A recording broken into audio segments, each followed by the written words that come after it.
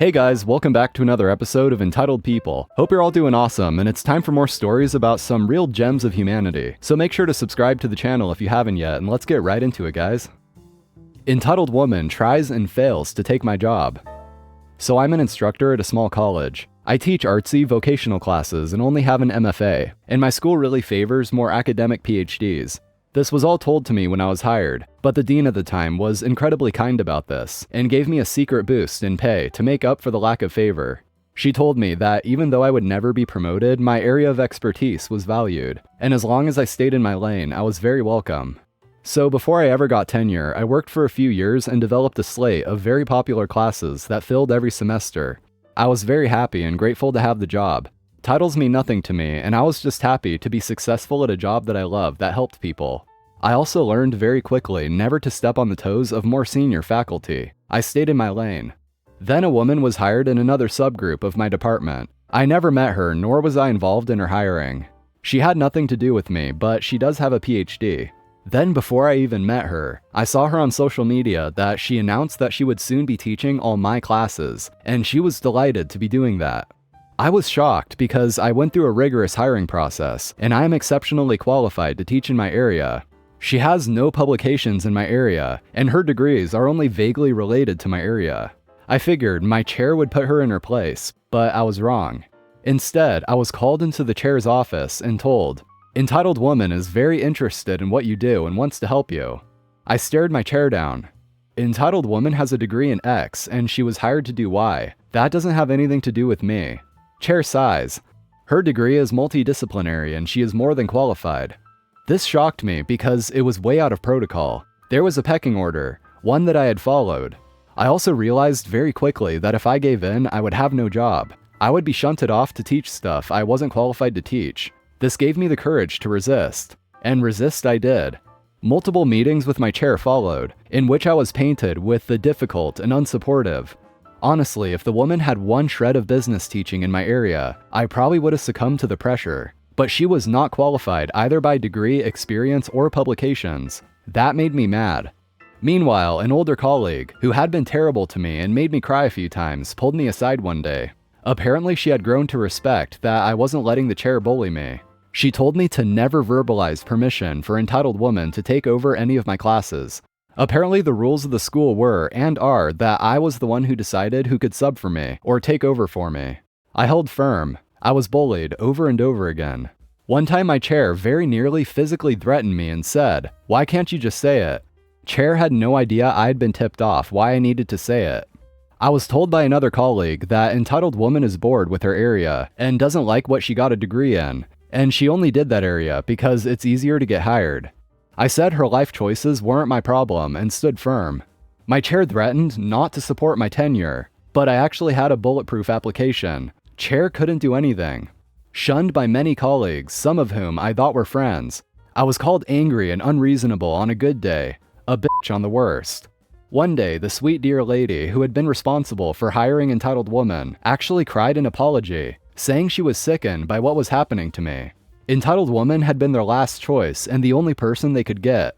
This sweet, lovely woman wailed that entitled woman was obnoxious and terrible. She also said that many people in the department supported me, but were scared of the chair. She said I should just keep resisting. At least twice, I was at school events, and when I told the person, both times high-up administrators, what I did/taught, they said, "Oh, I thought entitled woman did that." I had to correct them. So I got tenure and stood firm. Meanwhile, a former student who was now teaching at a community college nearby told me entitled woman was teaching there. He provided me with her bio from their website. Her listed credentials were my credentials. Luckily, that didn't last long. She didn't have the expertise, so I guess the gig just fizzled. One thing I never did was meet with entitled woman. I was asked to so we could hash things out, and I said repeatedly that there was nothing to hash. I was happy in my job, and my job wasn't her job. I was always polite and professional if I had to deal with her, but I always avoided any potential traps. They wanted my verbal permission. I wouldn't give it. Finally, the chair stepped down. The next chair initially sided with the majority because he didn't know me very well, but then he got to know me and was fair. Eventually, entitled woman stopped trying to do my job. She pushed her way into another area and she now steers clear of mine. it really did take about 10 years to wear her down. So there was no real dramatic ending. I just held firm, and eventually Entitled Woman gave up. The reason I'm sharing is recently another colleague told me that he always thought Entitled Woman and Chair were having an affair, and this is why everything happened. Maybe I'm naive, but the thought never crossed my mind. Plus, Entitled Woman is actually not attractive at all, so I couldn't picture it. Anyway, over the years, whenever Entitled Woman has done anything terrible or stupid, my colleagues will always share it with me. Still, I actually have little ill will left for her. I won most of the battles and the war, and that's good enough. I still love my job and my students, and I'm glad I fought for it. They say academia is the Game of Thrones without the beheadings. Fair, I think. My grandmother tried to steal my apartment and make me go back to my parents so she could punish me. I'm 29 and had been dealing with this for some time, but recently this became ridiculous. My grandmother is the most special person I ever knew, and by special I mean one of the most frustrating, entitled, narcissistic, condescending bitches on earth. She believes that she is the matriarch of the family, the highest authority that we all must obey, and for that she has done a lot of things to all the family over the years. And recently, I became her main objective. A couple months ago, she organized a family meeting at her house. Believing it was just a family meal, we all went, and when everyone was there, she revealed her true intentions. It was a trap. Apparently, someone told my grandmother that I was dating a girl, my girlfriend, and basically she exposed me to the entire family. In that moment, I hadn't even told my parents about it yet. The following 30 minutes were a non-stop humiliation in front of all my family, saying how much of a failure I was, a shame to the family, a sinner, and how embarrassed she was that all her church friends knew I was a shameless pervert. When I couldn't take her crap anymore, I got up from my chair, just to be slapped in the face by her for disrespecting her. After seeing that, the rest of the family finally intervened, getting us apart before she tried to pull my hair.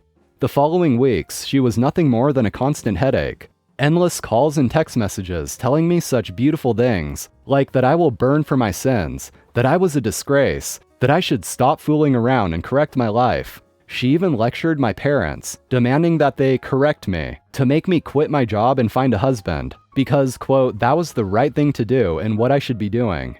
Also, she took every chance she got to say how evil and selfish I was, for ruining her good image. Last Saturday, she outdid herself. While I was in my apartment, there was a knock on the door, and when I opened it, I saw that it was her. By that point, I was no longer trying to hide my displeasure from her, and I just said, it's you. What do you want? Without being invited to come in, she went into my house, began to look around the place with an obvious gesture of disgust and disapproval on her face, and then turned to see me with that look of superiority, as if she were doing me a favor just for being there. She told me that she had already given me more than enough time to reconsider and correct my life, so she was there so that I could apologize to her. I just laughed sarcastically and told her that she was crazy and that she could go now. She then started lecturing me with the same speech again, but I didn't take it. I interrupted her and let out all the things I've wanted to tell her for a long time. That she was a stupid old witch, that she was not an authority figure to anyone, that her presence alone ruins our day, that nobody can stand her, that she is such a horrible and suffocating grandmother and mother, that she should not make it strange that none of her children love her or visit her, unless she forces them to. I knew I had hurt her by the way she tensed her face, and how she tried to hide the tears in her eyes. It was then that she said, "Enough. I can see that you don't understand the good way, so I will have to correct you in the old way. Give me the keys to this place. You will return to your parents and you will be grounded until you learn to obey and do what I ordered." I still had the keys in my hand from when I opened the door, to which she extended hers, as if waiting for me to give them to her.